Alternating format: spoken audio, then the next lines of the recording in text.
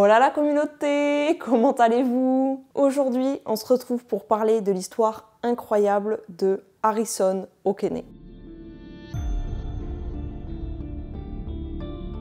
Harrison, il est cuisinier sur un remorqueur, le remorqueur Jascon 4. Le 26 mai 2013, le remorqueur il se trouve au large des côtes du Nigeria. Il effectue une opération de soutien à une plateforme pétrolière. Niveau météo, il y a des vagues énormes, beaucoup de pluie et surtout il y a des eaux noires qui entourent le bateau. Ce jour-là, l'équipage il est en train de dormir, sauf Harrison qui se lève à 4h30 pour aller cuisiner comme tous les autres jours. Il se lève pour aller préparer le déjeuner et au final, c'est l'action qui va lui sauver la vie. Il se dirige vers les toilettes en boxeur, oui. Je donne vraiment tous les détails. Sauf qu'une énorme vague va s'abattre sur le navire et va propulser Harrison dans la salle de bain. La vague, elle fait chavirer le navire, mais tellement qu'en un clin d'œil, il y a énormément d'eau qui se trouve dedans. Faut savoir que la veille, Harrison et ses collègues, ils parlaient justement de la météo et ils disaient à quel point c'était difficile et ils disaient surtout à Harrison à quel point les vagues pouvaient être imprévisibles et extrêmement dangereuse. Et clairement, il avait raison parce que Harrison, au moment où il est propulsé dans la salle de bain, c'est tellement violent qu'il est complètement désorienté. Par chance, il réussit à se hisser dans une micro-poche d'air dans la salle de bain où il peut à peu près rester debout et à peu près respirer. Dans ce genre de cas, quasiment tout le monde aurait paniqué, sauf que Harrison, il a, par chance, il n'est pas simplement cuisinier, il a aussi suivi des formations de sécurité en mer et donc il se souvient de la chose la plus importante, à savoir garder absolument son calme. À ce moment-là, il est piégé à 30 mètres de profondeur, sauf que lui, il ne sait pas, il s'évalue plutôt à 50 à 100 mètres de profondeur. Et il entend la structure du navire qui craque à cause de la pression de l'eau. À chaque craquement, vous vous en doutez, mais il a l'impression qu'il va mourir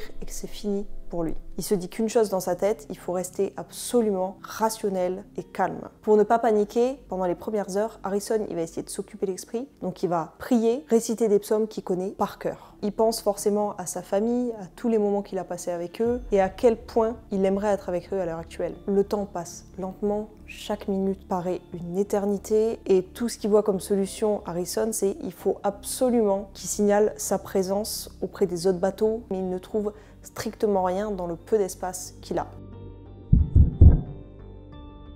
Harrison, il va se souvenir d'une conversation à ce moment-là qu'il a eue avec son père, qui lui a dit de ne jamais abandonner, quelles que soient les circonstances. Il lui disait « Mon fils, la vie te jettera toujours des défis, mais tu dois toujours te relever. » Ces moments heureux, au final, ces souvenirs, ces phrases qui se remémorent, c'est ce qui lui donne la force de continuer. Harrison, il essaie de limiter la casse, donc il va tenter de bouger le moins possible pour économiser son énergie, mais en même temps de se blottir un peu et de se serrer le plus possible contre lui-même, contre les objets, pour récupérer de la chaleur. Il boit un peu d'eau de la mer, mais vous vous en doutez, il sait aussi que ça peut amener à vite déshydrater, donc il va y aller avec parcimonie. Alors que les heures se transforment en jours, Harrison, il est dans une lutte mentale acharnée pour ne pas abandonner. Chaque respiration dans la poche d'air est précieuse, tellement qu'il va devoir vérifier fréquemment si l'air est encore respirable. Parce qu'il sait que le dioxyde de carbone peut s'accumuler et le tuer lentement et silencieusement. Pour tromper la faim et la soif, Harrison il doit faire preuve de créativité. Il va donc trouver des paquets de gâteaux qui flottent dans la salle de bain, qu'il va manger et il va aussi boire l'eau qui est en condensation sur les parois de la douche et de la salle de bain. Il va continuer à prier pendant de nombreuses heures jusqu'à apercevoir une équipe de sauvetage. Il faut savoir que les sauveteurs, ils sont juste là pour récupérer des corps. Ils se doutent que tout le monde est décédé jusqu'à apercevoir une main qui bouge, la main d'Harrison.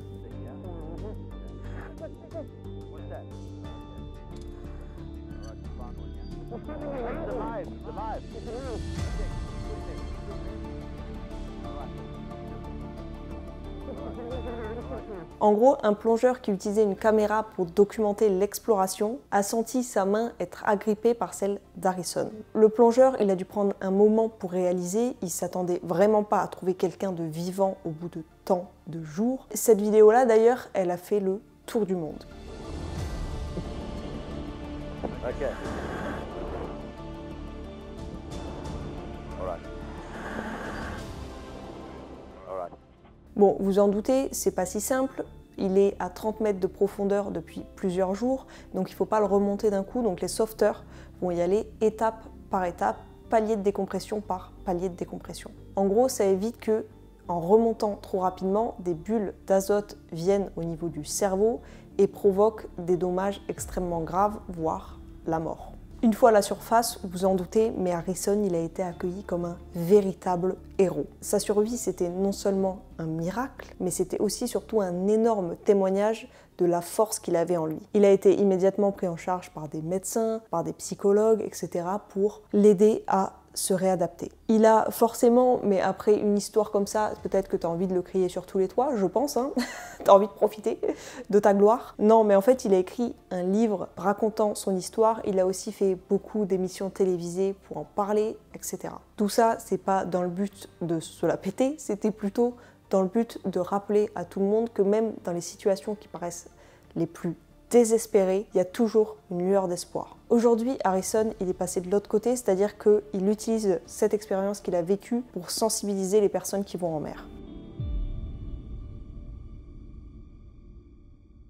Voilà, la vidéo d'Harrison est terminée. J'espère que la vidéo vous a plu. Si c'est le cas, n'hésitez pas à vous abonner, à liker, à commenter. Je ne sais pas si vous en aviez déjà entendu parler, n'hésitez pas à me le dire en commentaire. En tout cas, c'est extrêmement inspirant. On se voit, nous, pas forcément survivre dans ce genre de situation.